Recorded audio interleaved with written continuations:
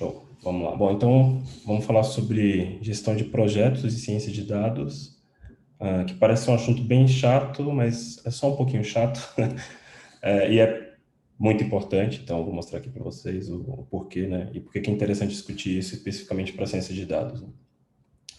Então, vamos começar com o contexto. Vamos dar uma olhada primeiro no que é, quais são as metodologias que se utilizam, o que é um projeto, e depois a gente segue para comentar mais sobre as especificidades de projetos em ciência de dados, né? Bom, basicamente a gente tem dois extremos, né? Assim dizer, em questão de metodologias. Então, a gente tem a metodologia clássica, que pode ser chamada também de metodologia em cascata. Surgiu há muito tempo atrás, principalmente ligada ali à parte da engenharia civil. E essa metodologia, ela tem a característica de ser procedural, então ela trata o projeto como etapas sequenciais. Assim que você termina uma etapa, você começa uma etapa seguinte. Essa metodologia normalmente a gente utiliza, né, com projetos que têm escopo bem definido, que você não tem muita mudança no meio do projeto. Então, o exemplo do prédio aqui é um exemplo clássico, né? Eu não sou engenheiro civil, daí os engenheiros civis que me perdoem se eu falar alguma bobeira, mas imagine aí você, uma construção de um prédio, né? Primeiro você precisa, sei lá,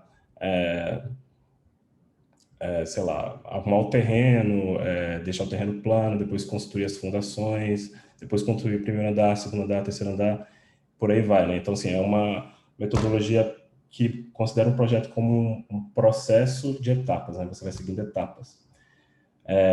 E aí ele é bom para esse tipo de projeto, que você já tem um conhecimento grande, consolidado, que você não vai ter mudanças drásticas no meio do projeto, né? Então, você não vai começar a construir um prédio para na metade decidir um prédio comercial, um prédio residencial, talvez, e aí na metade você decide que quer fazer um shopping. Tipo, isso não existe, né? No outro extremo, a gente teria a metodologia ágil. Então, lá para meados de 2001, mais ou menos, quando tudo que tem a ver com internet e computador estava bombando, né? O pessoal começou a notar que esse tipo de metodologia em cascata ela não funcionava muito bem para a área de software, né, em específico. Então, ela deixava muito a desejar você seguir esse tipo de metodologia, justamente porque o número de imprevistos era muito grande, então ocorriam muitos imprevistos. E essa metodologia ela tem um pouquinho de dificuldade de lidar com imprevistos, de lidar com voltar a etapas, esse tipo de coisa. E foi nessa época aí que surgiu a metodologia, não surgiu exatamente, mas foi quando foi consolidada a metodologia ágil, né, através do Manifesto Ágil, que saiu em 2001. E, basicamente, essa metodologia tenta lidar com todo tipo de imprevisto e dar agilidade para o projeto, mesmo diante de imprevistos, né? Então, você pensa no desenvolvimento de software, por exemplo, que é uma coisa que necessita de ter, né, mais flexibilidade para mudanças, porque você começa a fazer um projeto hoje, daqui a 6 meses pode ser obsoleto, por exemplo. Então, essa metodologia ágil, em vez de você seguir, né, de forma etapa a etapa, normalmente você trabalha em ciclos e normalmente você tem entregas intermediárias, né? Então, você entrega produtos iniciais que vão melhorando com o tempo. Então, você entrega uma versão beta, uma versão mais enxuta, você faz um outro ciclo de desenvolvimento, depois entrega uma versão um pouquinho melhor. Então, essa aqui seria um outro extremo, né? A gente estaria trabalhando mais nessa área. Mas as duas formas de projeto, de metodologia de projeto, elas estão trabalhando para um fim comum, né? Que você entregar um projeto dentro do prazo, dentro do custo, com o desempenho que se espera. Então, o objetivo é o mesmo, a forma de atacar o projeto que é diferente, né? Existe também aqui nesse meio termo aqui, entre uma e a outra, o que a gente chama também de metodologias híbridas, que tentam unir um pouco de cada uma das duas, né? Elas podem ser bem interessantes dependendo do caso. Opa, passei.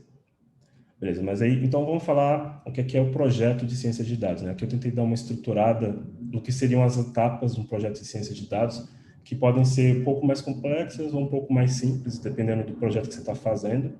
Mas, em geral, a gente tem essas etapas aqui, né? Então, você tem uma etapa inicial, que é entender o problema, onde você vai definir escopo, definir métricas, entender exatamente o que precisa ser feito. Tem uma parte de dados aí, de aquisição e exploração de dados, onde você vai coletar, tratar, armazenar, criar variáveis, se for necessário. Tem a terceira etapa, que é a etapa de modelagem, onde você vai normalmente escolher qual que é o modelo, vai treinar esse modelo, vai fazer uma avaliação preliminar de performance. Tem uma etapa de validação, onde você vai fazer uma avaliação mais detalhada do desempenho desse modelo, provavelmente com dados de produção, com backtest, alguma coisa do tipo. Depois tem a parte de implantação, que é a entrega do produto em produção, que normalmente é o inferno, mas está aqui também. E a parte de validação e monitoramento. Então, isso aqui é você ficar sempre observando como que está o desempenho do seu modelo, para você saber se ele está sendo descalibrado, se as condições estão mudando, enfim. E aqui, assim, para quem olha, né, essas etapas aqui, né, de um projeto de ciência de dados, poderia até pensar que ele encaixaria ali talvez ali num modelo em cascata, né? Primeiro você faz isso, depois o entendimento do problema, depois a aquisição, exploração, depois modelagem.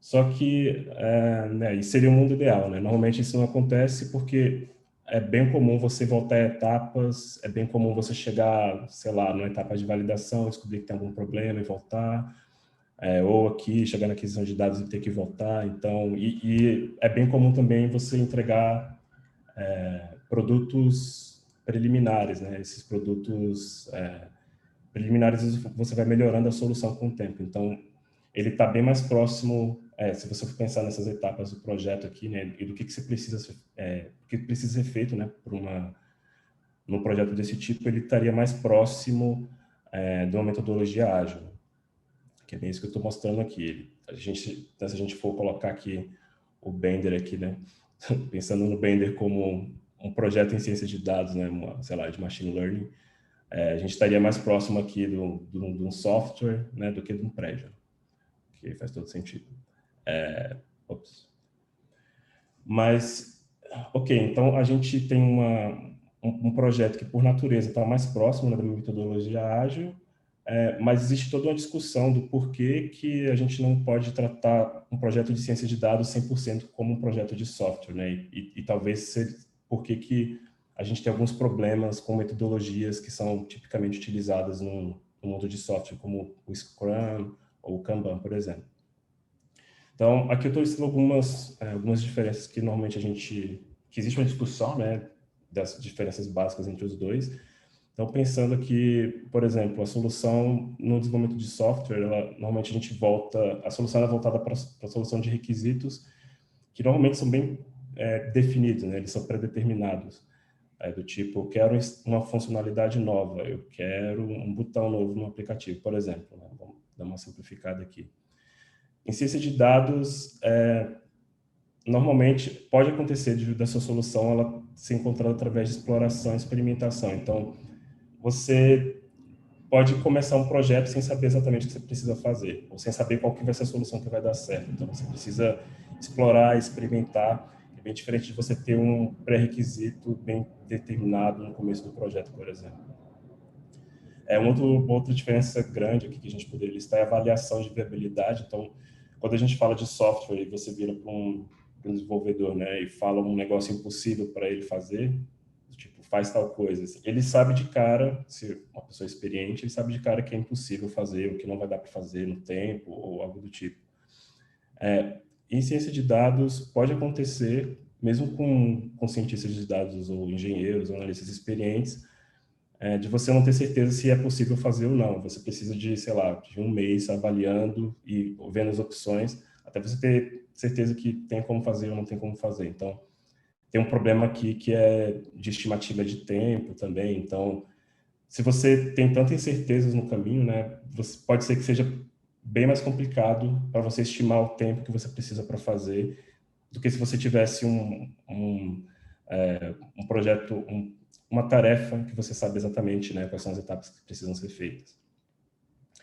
Uma outra questão que pega bastante aqui em relação ao Scrum, né, especificamente, é a questão de como que você mede a evolução de um projeto, né? Então, no desenvolvimento de software, ela é medida através de entregas, essas entregas são bem definidas, normalmente elas estão lá no fim do Scrum.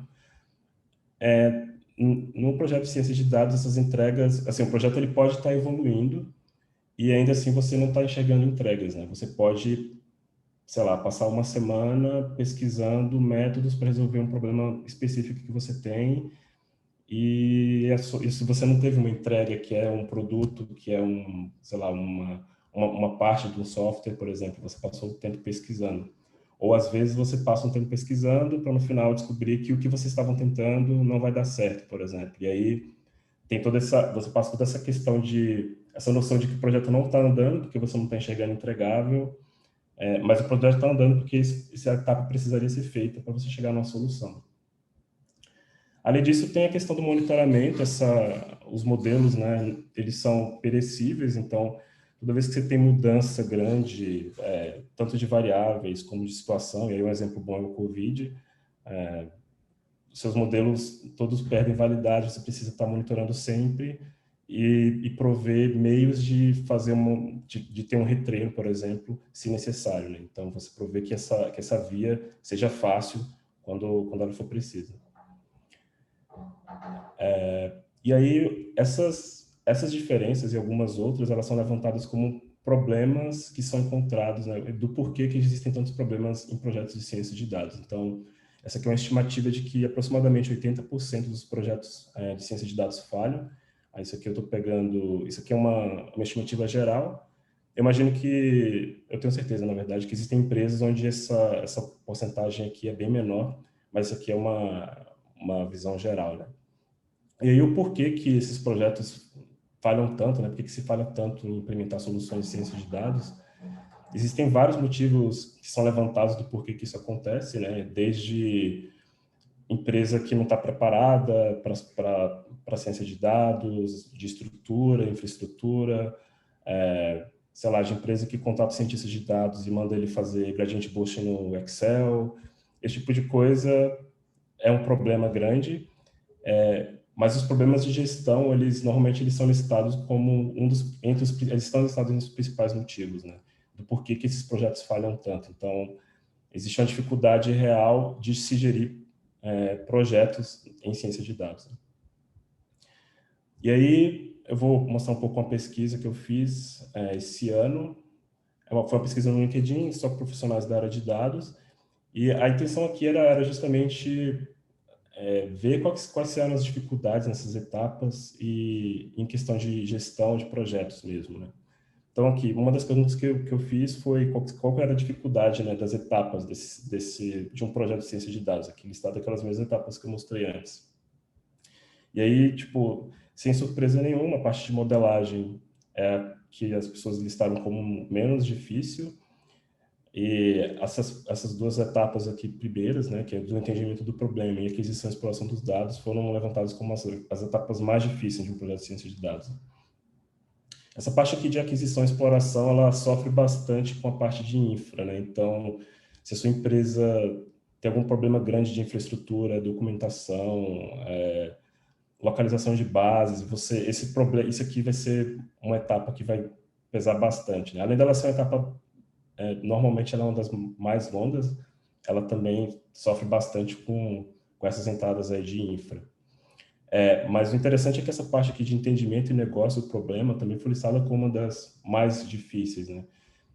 E essa etapa é uma etapa que normalmente é negligenciada nos projetos, né? Tanto o cliente como o cientista, como os engenheiros querem correr logo para a solução, querem modelar logo, querem implementar logo, e se esquece de se ter uma definição boa e um entendimento bom entre todo mundo do que é o que é o problema e o que é que está se tentando resolver aqui, né?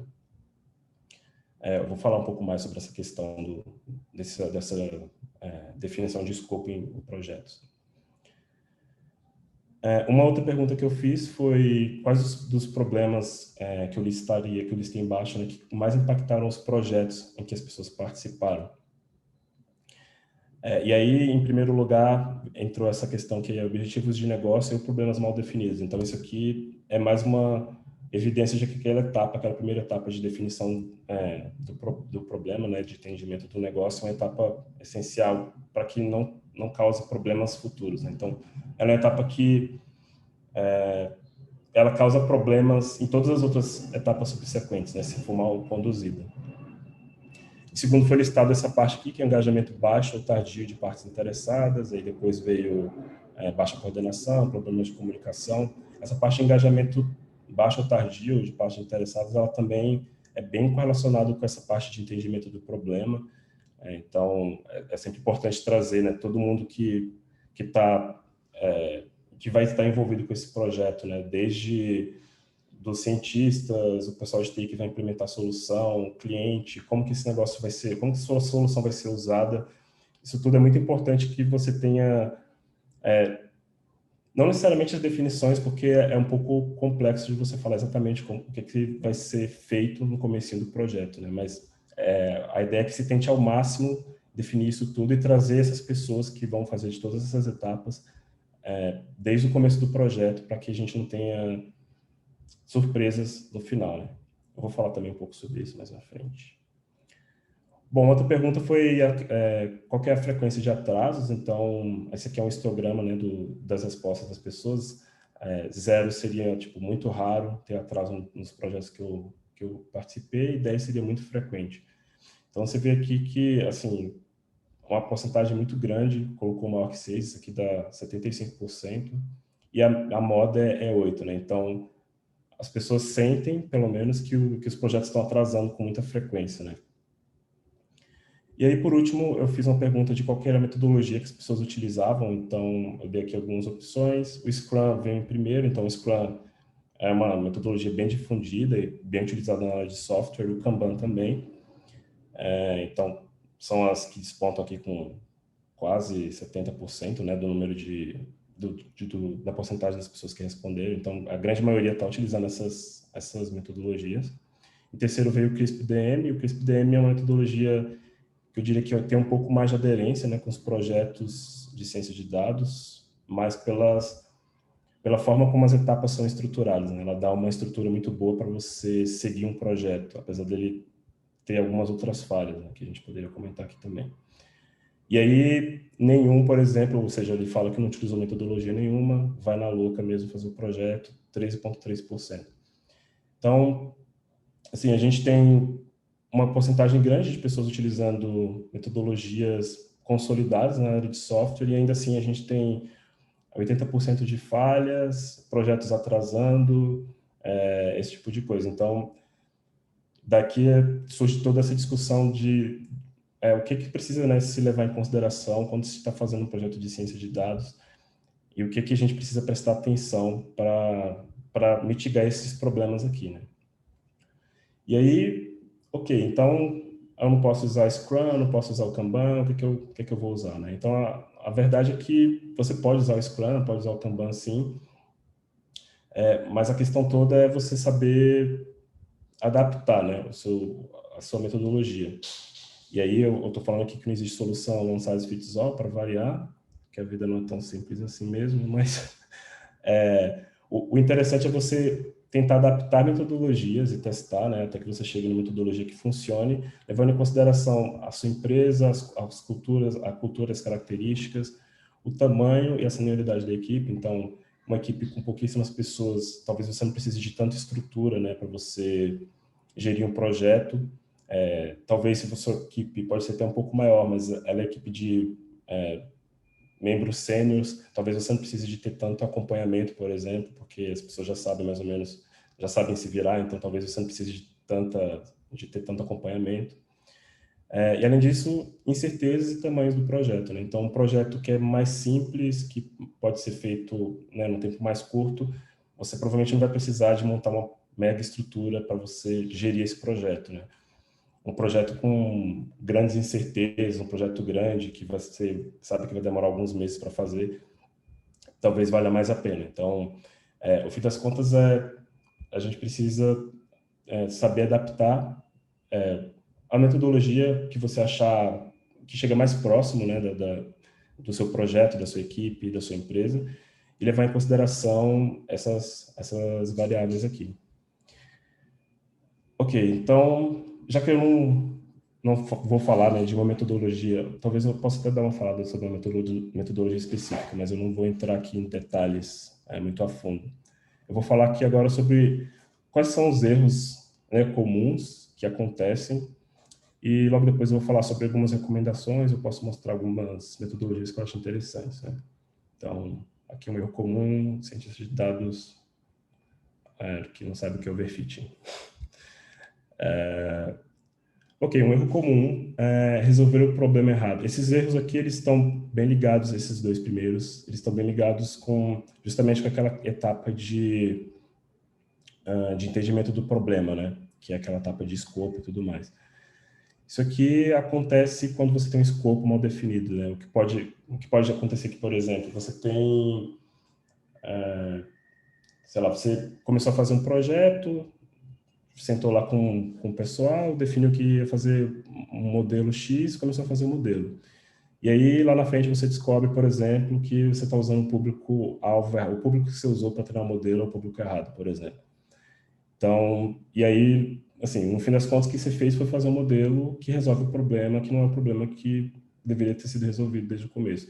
Então, isso aqui gera muito retrabalho, já aconteceu comigo, é um problema super comum, e é por isso que é tão importante essa primeira etapa, né, aquela etapa de entendimento do problema, e você não deixa, não, por mais legal que seja começar a trabalhar com os dados e tudo mais, é muito importante que aquilo lá, que essa etapa seja muito bem definida para evitar esse tipo de coisa. Um outro problema comum, entregar uma solução que não é utilizada, então você pode, sei lá, pensa numa ferramenta para dar num dashboard para ajudar os gerentes a tomarem decisão, que, sei lá, que tem algum algoritmo por trás, enfim, tem um pipeline de dados e tudo mais. Se você entregar essa solução e ela não for utilizada, isso é uma falha de projeto também, né? É uma solução que foi jogada fora, então seu projeto fracassou do mesmo jeito. Por mais que você tenha entregado uma solução muito boa no final, se o cliente não gosta, se o cliente não usa, é uma falha grande. Esse outro problema aqui é um desvio de função, que pode acontecer você criar um modelo para um objetivo e esse modelo acabar sendo utilizado para outra coisa que não foi o objetivo inicial do modelo. E aí você pode, claro que você pode acontecer de você aproveitar modelo e tudo mais. O problema é você fazer isso aqui de forma não estudada. Eu digo na forma de você pegar um modelo, utilizar ele de uma forma que ela não foi feita para ser utilizado, e você acabar cometendo um erro muito grande nessa adaptação, né? E aí você vai ter resultados que não condizem com a realidade, que não tem nada a ver, porque esse modelo que você está utilizando é um black box para você e você entendeu a saída dele errado, por exemplo. E é isso aqui, esse problema de mudança que acontece bastante, né? Ela está bem relacionada com a parte de monitoramento. Então, a variável ela pode mudar o comportamento, a situação, né? Pode mudar a situação, eu digo, o comportamento dos clientes, o comportamento dos agentes podem mudar. Então, a sua solução, ela funciona agora, daqui a 2 meses ela não funciona mais, então você precisa, por isso que é tão importante essa parte de monitoramento. A questão do modelo não reproduzível, falta de documentação, é um problema grande também, que gera bastante atraso. Então, você ter um modelo que já foi feito, por exemplo, você vai fazer um projeto novo e aí o ideal é que você comece esse projeto vendo se já existe uma solução parecida dentro da empresa, por exemplo, ou se alguém já fez algum projeto igual no passado, ou já tentou alguma solução parecida. Se você tem esse projeto lá e você não consegue reproduzir ele, você não consegue rodar ele de novo por N motivos que isso pode acontecer, isso é uma fonte grande de retrabalho, né?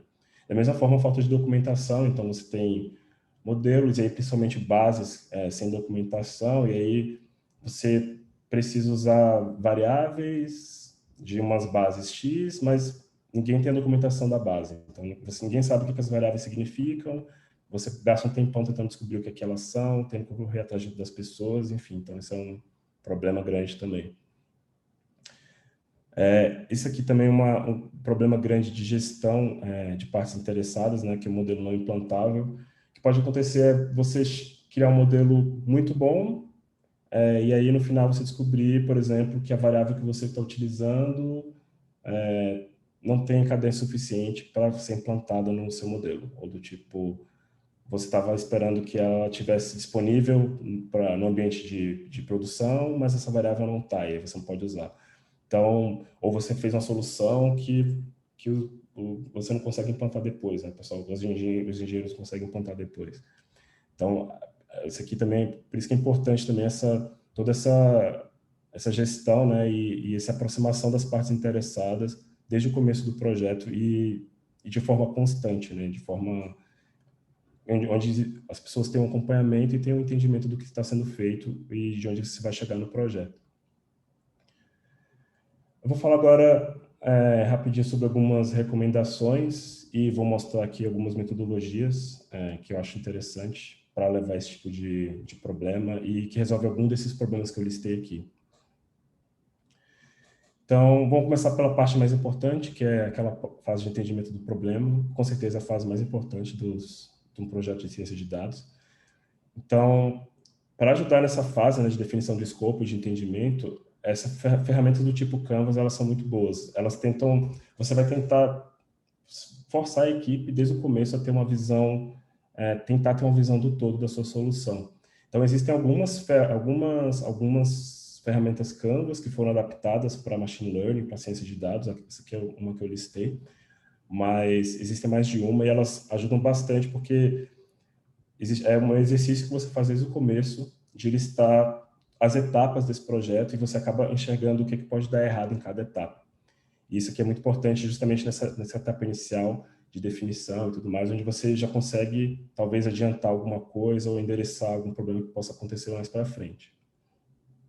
Essa questão aqui das partes interessadas, né? Então, o que eu estou falando, envolver partes interessadas, inclusive os responsáveis pela implementação, né? Então, mesmo o pessoal que vai entrar no projeto só mais tarde, TI, engenharia, envolver essas partes o mais cedo possível no projeto, né? Então, mais uma vez, né, ter essa visão do todo e ter esses stakeholders o mais próximos, né, o mais rápido possível no projeto, vai evitar que a gente tenha problemas mais para frente do tipo, meu modelo, não consigo implementar ele porque eu fiz ele de um jeito que a nossa infraestrutura não suporta, por exemplo. Gestão do cronograma, né, então aquela questão dos atrasos, né, constantes, né. Aqui, mais uma vez, eu vou falar que fica dependendo muito da adaptação, né? Você precisa adaptar muito para o projeto, para o time.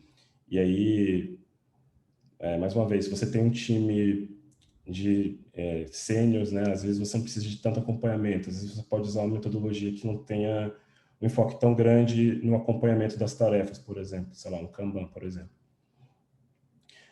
Mas recomenda-se, né? Aqui tem alguns estudos em cima disso que dizem que até a cada 3 dias é recomendado um acompanhamento. Então, você deixou lá o dataset do Titanic com o seu cientista, se daqui a 3 dias ele não tem nenhum insight, não diz quem vai morrer no Titanic, é um problema, ele provavelmente está travado em alguma coisa. Então, é interessante que esse acompanhamento seja feito aí nessa etapa aí, né, nesse período. Claro que aí a depender, né, do seu time, da senioridade, do tamanho do projeto e por aí vai. Uma outra questão interessante é utilizar metodologias híbridas, que elas podem ter grande aderência a esse tipo de projeto de ciência de dados. Então, ela vai tentar trazer, né, essa parte da agilidade do Scrum, por exemplo, de você fazer entregas constantes, de você tentar fazer esses modelos talvez um pouco mais crus, mas que vão sair rápido e que você vai conseguir ter uma visão das dificuldades do caminho, e aí quando você voltar para fazer um modelo um pouco melhor, você vai fazer ele mais rápido, porque você já tem noção de tudo que você precisa fazer. Então, traz essa parte do Scrum, mas ao mesmo tempo traz uma questão de você antes de passar para a próxima etapa, você, por exemplo, garantir que algumas coisas estejam bem feitas, ou fazer uma reunião para alinhar todo mundo e falar, estamos começando a etapa tal, vamos fazer de tal forma, está todo mundo ciente disso. Então, elas podem, sim, ter grande aderência à gestão de ciência de dados. Né? Aqui eu estou falando sobre avaliar a possibilidade de entregas incrementais. Aí depende também bastante do projeto. Então, tem projeto que não faz muito sentido você ficar entregando em pedaços. Né? Se o projeto for pequeno, por exemplo, você não precisa ficar entregando ele em pedaços incrementais. Mas, a depender do projeto, faz todo sentido. Você, por exemplo, começar um modelo e você fazer esse modelo com, sei lá, 5 variáveis e você tenta fazer, sei lá, do começo do entendimento do projeto até a parte de validação. Então, até antes, um pouco antes da fase de implementação. E aí você vai ter uma noção boa de todos os problemas que você pode enfrentar no caminho, só que você vai enfrentar com um modelo bem menor, com uma etapa reduzida, né? Com, sei lá, 5 variáveis. Ao invés de você gastar um mês inteiro trabalhando para montar uma base com 400 variáveis, e aí depois lá na frente você descobrir que tem um problemão gigante que ninguém previu, e que se você tivesse feito um modelo menor, você veria esse problema antes, por exemplo, e seria mais ágil na sua solução. E por último, que eu acho interessante que nessa pesquisa que eu fiz também, pouquíssima gente comentou sobre isso, pouquíssima gente demonstrou ter conhecimento sobre essas metodologias, é explorar esses frameworks desenvolvidos exatamente para a ciência de dados, né? Então, existem algumas metodologias que surgiram ali do CRISP-DM, mas que tentam adaptar ainda mais para o mundo de ciência de dados, né? Então, tem essas duas aqui que são as principais, ao meu ver, o Domino DS, esse aqui é do Data Lab, e essa metodologia aqui é da Microsoft. Ambas são muito boas, elas tentam levar em consideração essas particularidades, algumas das coisas que eu comentei aqui estão bem listadas nesses dois modelos, nessas duas metodologias. Vamos ver se eu abro uma aqui. Vou dar uma passadinha rápida aqui no guia, só para ter uma noção aqui. A divisão que... Esse aqui é o Domino DM. A divisão que ele faz é parecida com a que eu mostrei lá. Ele tem um pouco menos de fases, mas veja que ele tem aqui fases bem definidas, ele tem processos bem definidos, né? O que você precisa checar de uma etapa para outra. Ele tem isso aqui que a gente chama de gates, né? Esse proceed aqui. Então, ela tenta trazer essa estrutura, né? Que é o que precisa ser feito. Você faz isso, depois isso, depois isso. Que vem da parte dessa parte mais clássica, né? Em cascata. Mas, ao mesmo tempo, ele é um framework que leva em consideração que você vai fazer isso aqui várias vezes, que você vai ficar iterando. Então, essa metodologia eu acho bem interessante. Ela traz aqui várias dicas, vários exemplos, vários problemas que acontecem e que podem acontecer, né? Então, eu acho bem interessante essa metodologia. Ela é mais um guia, assim, para você ter uma noção do que precisa ser feito e de boas práticas. Uma outra metodologia também voltada só para ciência de dados é esse da Microsoft. Esse aqui, ela é uma metodologia que traz um pouco mais a questão de como que você gere mesmo a equipe. Então, aqui existem papéis diferentes, né, para membros diferentes das equipes. Ela é um pouco mais estruturada nesse sentido de trabalho em equipe, né, de como você vai gerir isso para uma equipe grande, por exemplo. As fases também, as etapas, né, se você for olhar, elas são parecidas, tem um pouco menos, mas a ideia é bem parecida com o CRISP-DM, bem parecida com o que eu listei. Chega na mesma solução, ela também é interativa, você vai fazendo isso aqui até uma hora que o cliente, né, aceita a sua solução, né? Mas essa metodologia em específico, ela é bem mais rica na questão de como que você gere, né? Ela traz um pouco mais essa questão de papéis das equipes, papéis né, do gestor e tudo mais. Então, assim, avaliar esse tipo de metodologia, né, de tipo de framework é interessante e pode trazer resultados muito bons. Então, é sempre bom dar uma olhadinha nesse tipo de metodologia que foge um pouco, né, do CRISP-DM, foge um pouco do Scrum, mas que traz todas essas ferramentas, né, traz esse conhecimento aí voltado para a ciência de dados. E você pode sempre juntar as duas, né? Você não precisa fazer só Scrum ou só Microsoft. Você pode muito bem pegar a ideia de um, juntar com o outro, adaptar para para sua equipe, para seu projeto, para sua empresa. Bom, galera, era isso que eu tinha para falar. Se quiserem continuar a discussão também no LinkedIn, eu coloquei aqui meu LinkedIn, eu sempre respondo, às vezes eu demoro um pouco, mas sempre respondo. Se não for propaganda nem esquema de pirâmide, eu respondo. Então, se quiserem conversar por lá também. E é isso, se tiver alguma pergunta aí. Obrigado, Elbert, pela apresentação. Valeu. Valeu, pessoal. Valeu, Elbert. A gente tem várias perguntas, na verdade. Tem um pessoal aqui vou deixar o pessoal agradecer um pouco aí. Tem várias perguntas que o pessoal fez, mas eu queria começar por uma minha, porque Diga lá. só para começar a sessão de perguntas. Você, Albert, você fez, você trabalhou como um engenheiro de análise estrutural, né? E aí você faz alguns anos você pivotou aí para ciência de dados, no período que você fez o MBA em gestão de projetos, então você pegou um pouco da sua experiência também junto com o que você aprendeu nesse seu MBA. Uhum. Mas a minha pergunta é uma coisa que só você pode dar para a gente da sua trajetória bem específica, né?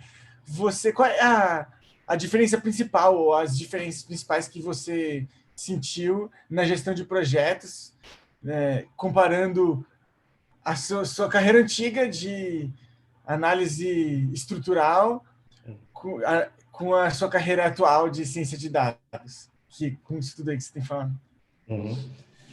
Então, para mim ficou muito claro essa questão do ágil, né?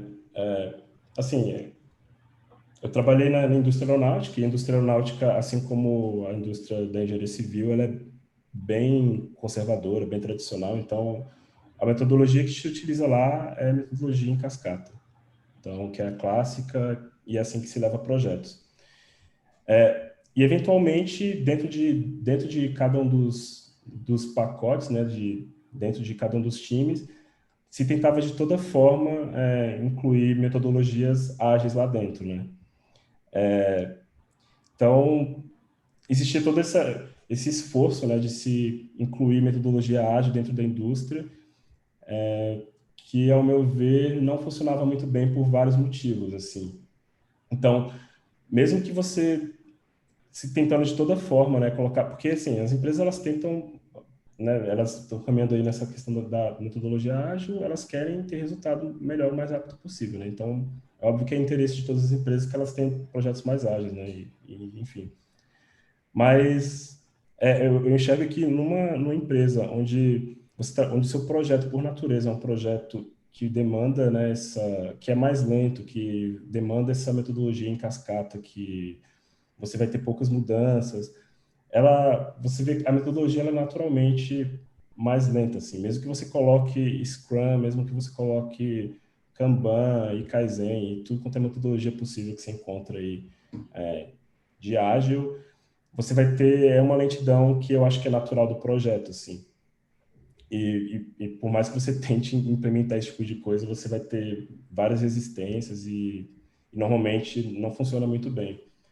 E quando eu passei, né, para a área de ciência de dados, aí finalmente o Scrum fez sentido para mim, assim. Eu não gostava do Scrum, eu odiava, eu achava que não levava para nada, achava que era só ficar colando post-it, como diz o amigo aí, o Lee.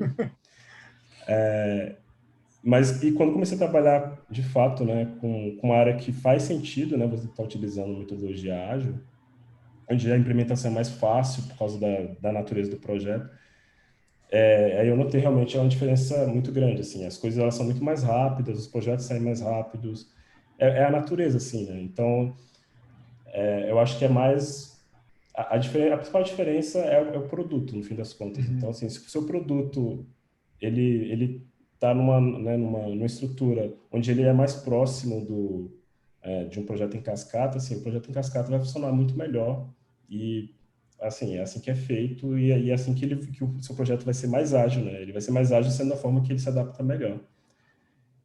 E aí, pô, ciência de dados, né, como eu mostrei naquele gráficozinho lá, naquela fotinha lá, ele está muito mais próximo do, né, dessa parte ágil aí, né? O projeto se adapta muito melhor a esse tipo de coisa, a esse tipo de metodologia. Então, E aí não aí adianta você sim, tentar colocar um pouco de Agile no meio de uma parte específica do projeto para um time específico, né? Você falou que vocês tentavam lá e não. assim, dava, assim, você pode tentar fazer isso, mas bom, dentro da estrutura onde eu trabalhava não funcionava isso. E aí podia ser tanto a cultura, podia ser o projeto em si, mas onde foi feito, da forma como foi feita, não funcionava assim. O projeto não, ao meu ver, não aderia, sabe, à metodologia. Tem uma pergunta interessante aqui da Patrícia Novaes sobre como que é a respeito dessa conflito de metodologia, né? Só que, Uhum, pelo que eu entendo aqui, está relacionado dentro do Agile já, que é como fazer para seguir um framework CRISP DM nos desenvolvimentos de DS sob um projeto maior com outras metodologias, né? Então, você tem um projeto que já está usando outras metodologias, e uhum. aí você quer fazer um pouco de CRISP-DM. Aí eu ia pedir só para você, se você conseguir dar uma sumarização bem básica do que é o CRISP-DM, que eu próprio nunca tinha ouvido falar, antes de Uhum. fazer essa resposta. Tá, o CRISP-DM, ele é uma metodologia, um framework, posso dizer assim. Ele é parecido, putz, eu não tenho, ele é parecido com, bom, não vou mostrar ele aqui, mas enfim, ele é parecido com aquele framework que eu mostrei da Microsoft. Então, a gente usa, ele é bem famoso, né, na parte de ciência de dados, porque as etapas do projeto, elas aderem muito bem a um projeto de ciência de dados. Então, você tem lá uma primeira etapa que é entendimento do problema, uma segunda etapa que é aquisição e exploração de dados, uma terceira etapa que é modelagem. E aí, a ideia do CRISP-DM é você faz uma interação dessas etapas até a parte de implementação, e aí você pode voltar uma etapa, se não ficou bom você volta, faz o ciclo de novo. Ele traz essa ideia de fazer iterações, né? De você estar sempre iterando para entregar o resultado. E aí uma hora que você chega num resultado que, sei lá, que é aceitável pelo seu cliente, você entregou a sua solução e o projeto está finalizado. O desenho dele normalmente é um círculozinho ele é parecido com ah, ele vem com forma de círculo, assim. Então, cada uma das etapas vem, você termina. Se não tiver bom, você volta para o começo, itera de novo e assim vai. Você utilizar metodologias diferentes. A pergunta dela era sobre você utilizar Como o CRISP-DM. em um projeto sobre um projeto maior que está usando Uhum, outras metodologias. uhum. O problema disso, assim, dentro da sua equipe, eu não enxergo nenhum problema, né? Eu acho que o problema principal seria a integração dos dois, né? E aí essa integração aí vai ter que ser feita sempre muito bem feita pelo gestor, né? Porque imagina, você tem, por exemplo, um projeto grande que é em cascata e embaixo você tem um time que faz parte desse projeto grande que está trabalhando, por exemplo, dentro de uma metodologia de CRISP-DM. O projeto em cascata ele tem etapas muito bem definidas, né? Então você tem um gate que vai acontecer, por exemplo, daqui a 2 meses e esse gate precisa ter feito daqui a 2 meses. O CRISP-DM ele é bem mais aberto, né? Ele não te dá ele não vai te falar, essa aqui é a forma de você gerir o seu tempo. Então, você vai montar um cronograma, que é um diagrama X, que não acontece, né? A metodologia em cascata, ele tem ferramentas que você vai montar um diagrama, um gráfico gigante, você vai ver exatamente onde vai acabar cada etapa, o que vai estar, né, de restrição. Então, assim, eu enxergo que o gestor ele precisa fazer essa ponte, né, entre um e o outro, né? É traduzir essas grandes datas, essas grandes entregas para a metodologia do CRISP-DM e tentar fazer com que a equipe entregue esses marcos aí a tempo, né? Para você atender o seu projeto pai, que é o projeto que é em cascata e que é mais rígido em relação ao tempo, em relação a escopo, esse tipo de coisa. Então, para mim, o que eu enxergo que é o maior desafio aqui é essa integração. Eu acho que tem um gancho aqui com uma pergunta outra que foi feita por um anônimo, que é como explicar para uma pessoa de negócios o funcionamento geral de um projeto de ciência de dados. A pergunta é mais geral, mas você tinha até falado, você vai ter que explicar que o projeto está funcionando diferente e tal. Qual a melhor maneira de explicar para uma pessoa de negócios? Porque geralmente ela espera uma solução para todos os problemas. Assim. Uhum. Putz, essa pergunta é complicada. Se, É bem complicado, né? Porque, assim, o pessoal de negócios, em geral, eles estão mais acostumados com metodologia, não necessariamente com metodologia em cascata, mas ao menos com a parte de escopo e com a parte de gestão de cronograma, eles estão acostumados com uma gestão mais rígida dessas coisas. Enquanto um projeto de ciência de dados, ele não necessariamente é rígido assim, né? Então, eu acho que primeiro tem toda a questão de educar mesmo as pessoas, porque assim, é um conceito errado, né? De que a solução, sei lá, um projeto de ciência de dados vai ser a solução da empresa, a solução para todos os problemas. Contrata 5 PhDs, coloca na sala e é isso, tipo, já temos a solução de dados, sabe? Que meio que não é, né? Tipo, ciência de dados não é solução para tudo e muitas das vezes os projetos não saem por, sei lá, por motivos ali tangentes ali, né? Por problemas de gestão, por, sei lá, por problemas culturais da empresa. Então, é que nem eu estava falando, né? Não adianta você contratar 10 cientistas de dados e colocar eles lá para trabalhar no Excel, sabe? Tipo, não vai sair nada. E aí, da mesma forma, o entendimento de que a solução, ela pode, assim, ela pode acontecer de você passar alguns meses até descobrir o que é que você precisa fazer, ou que é um pouco mais complicado de você dizer exatamente quando que você vai acabar o projeto, e que você provavelmente vai entregar aos poucos e que no começo talvez não seja, sabe, a solução ideal. Isso tudo é uma coisa, são coisas assim que precisam ser lidadas, né, com a gestão e com o pessoal de negócio. Welbert, a gente está com várias perguntas, não vai dar tempo de responder todas, mas vamos tentar responder algumas, né? Então, talvez fazer respostas mais curtinhas. Tem umas legais sobre início de empresa, início de carreira. Eu acho que vou para aqui que está mais votada, que é a pessoa que está iniciando a carreira de DS. Tem alguma recomendação de bibliografia para essas metodologias ágeis? YouTube? Você tem alguma sugestão para essas pessoas? Eu tenho, deixa eu colocar aqui, tem um site que é muito bom.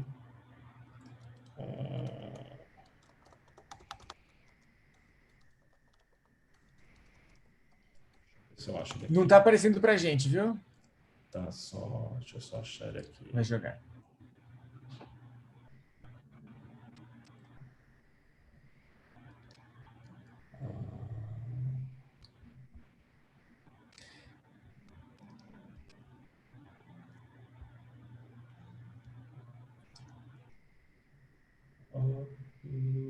Porque a quantidade de metodologias é igual à quantidade de cientistas de dados, né? Aí, se você vai precisar na internet sem ser uma direção. Putz, não tô conseguindo. Tá aqui. Olha, não tô conseguindo compartilhar. Bom, Se eu vou quiser colocar jogar aqui aí, a gente no. manda no link. Você consegue mandar no chat também, né, Eu para o vou mandar no pessoal? chat. Tem um site muito bom, ele tem. Ele traz. ah, ele traz uma listagem assim de todas as metodologias, ou quase todas, né? Que são. Acho que agora apareceu aí, né? Apareceu aqui. Que Esse legal. projeto Data chama Science PM. datasciencepm.com. Ele avalia todas essas metodologias aqui para a visão de ciência de projetos de dados. Então, ele vai trazer prós e contras de cada uma. Eu recomendo bastante isso aqui. E ele traz, além dessas análises que eles mesmos fizeram, esses caras, os professores que fizeram esse site, eles têm alguns papers publicados sobre isso também. Então, tem o link dos papers deles aqui. Então, tem pesquisa que eles fizeram, tem bastante material aqui. Eu recomendo Legal. bastante quando for falar de ciência de dados, né, de gestão de projetos. Legal. Data Science -pm, né? .com. Isso. Legal. Pessoal. Tem um pessoal aqui querendo saber, tem duas perguntas muito parecidas que foram até votadas, que alguma dica para implementar essas metodologias em um time que está em formação? Vale a pena voltar atrás em projetos que pularam em algumas etapas? E tem um outro que é para quem está começando a desenvolver uma base de dados e tem uma cultura de dados numa empresa que ainda é avessa à inovação. Então, os dois casos é de implementação de metodologia, né? A primeira foi como que faz com a equipe que está começando, né? Será que vale a pena voltar a algumas Uhum. etapas ou segue de onde parou? Então, numa equipe que está começando, o bom é que você tem agilidade, né? Para você poder voltar se precisar, ou não. Então, assim, dependendo do ponto que você, onde você está, né, no projeto, talvez valha a pena você voltar, ou talvez não, talvez você consiga. Seria bom, talvez, só você dar uma olhada no que você poderia ter deixado para trás e endereçar aquilo lá, né? Então, assim, o bom de você ter uma equipe que está começando é você poder experimentar, de você poder adaptar, enfim, eu acho que o bom de equipe que está começando é que você tem versatilidade, né, para fazer isso. Outra pergunta foi. Se a cultura é avessa, a empresa ainda é meio avessa à inovação, e você quer começar a desenvolver uma base de dados e uma cultura de dados. Então, aí é um problema que é mais de convencer as pessoas, as pessoas que vão conseguir fazer mudar isso aí, né? E aí tem uma etapa que é bem legal também nessas metodologias que eu mostrei para vocês, que é a etapa de você estimar o resultado, né? E mesmo que seja uma estimativa crua de início, mesmo que seja uma estimativa, né, bem inicial, no momento que você consegue mostrar, né, para quem tem o poder lá para mudar as coisas, o resultado que pode ser trazido, né, para sua empresa, e aí pode ser, sei lá, facilidade de resolver as coisas daqui para frente, rapidez, dinheiro, resultados, esse tipo de coisa.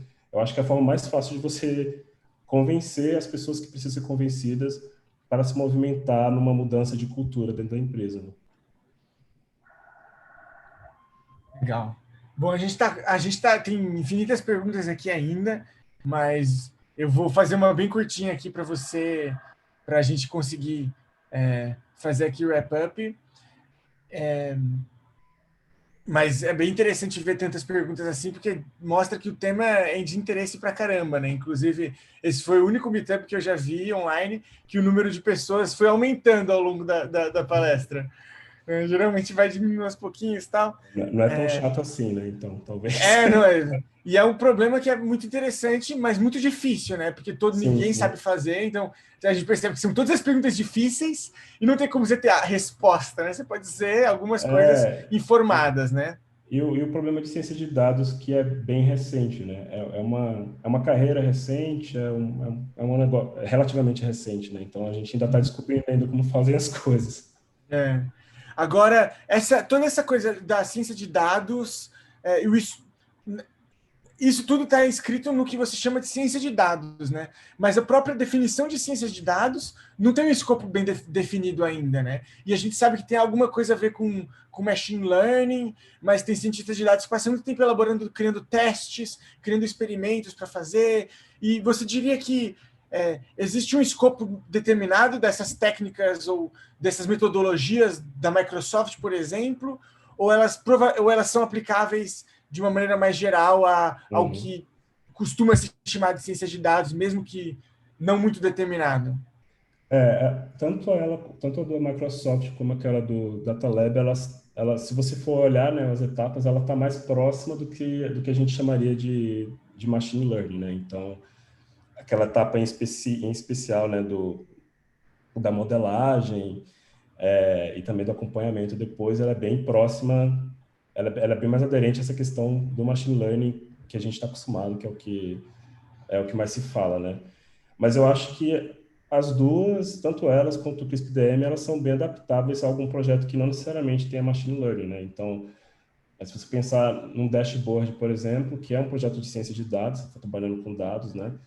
Você pode estar trabalhando com pipeline e tudo mais, e que você não vai ter modelagem, por exemplo, mas que não deixa de ser um projeto de ciência de dados. E você conseguiria também utilizar a mesma metodologia, você estaria pulando talvez ali a parte de modelagem, né? Se você não tiver modelagem no seu dashboard. Então, eu acho que dá para usar sim, a gente só precisa adaptar, mas eu acho que é possível.